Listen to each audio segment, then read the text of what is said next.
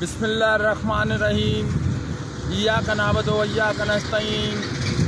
मैं कंडियारो से 5 किलोमीटर पहले मौजूद हूँ इस स्पॉट पर जिस पर अरबों रुपए का माल इस तरह पड़ा हुआ है।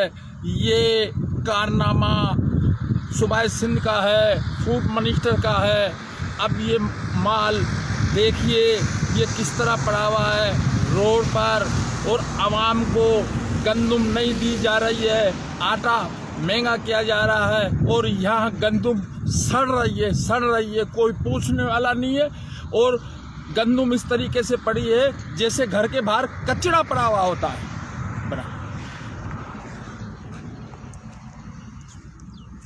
बस भैया एक दफा ले ले बस।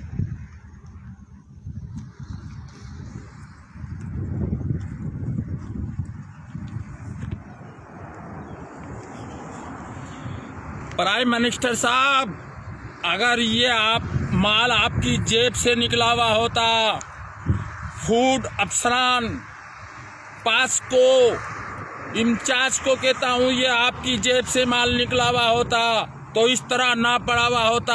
मुराद अली शाह, अगर ये माल आपकी जेब से निकला हुआ होता, अगर जरदारी की जेब से निकला हुआ होता, अगर बिलावल भुट्टो की जेब से निकला हुआ होता, और ये माल अगर फूड के इंस्पेक्टर की जेब से निकला हुआ होता, अगर ये मिनिस्टरों की पीपी के मिनिस्टरों की जेब से निकला हुआ होता, ये पीपी गवर्नमेंट के जो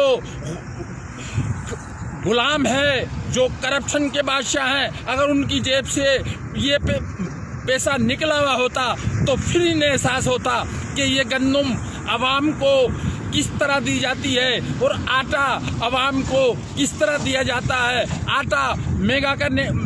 आटा महंगा होने की वजह यह है, गंदुम अरबों खरबों रुपए की पड़ी है जरदारी साहब के फार्म में और रोड पर पड़ी है। और मैं कंडियारो से 5 किलोमीटर पहले मौजूद हूँ और मैं दिखाना चाहता हूँ पूरे पाकिस्तान को, पूरे सिंध को, प्राइम मिनिस्टर को, सीएम सिंध को और मिनिस्टर को, फूड के सिंध मिनिस्टर को, चीफ सेक्रेटरी को, तमाम को मैं ये दिखाना चाहता हूँ कि लोगों को परेशान किया जा रहा है। गंदुम इशू की जाए, नहीं तो ये पड़ी गंदुम सड़ जाएगी।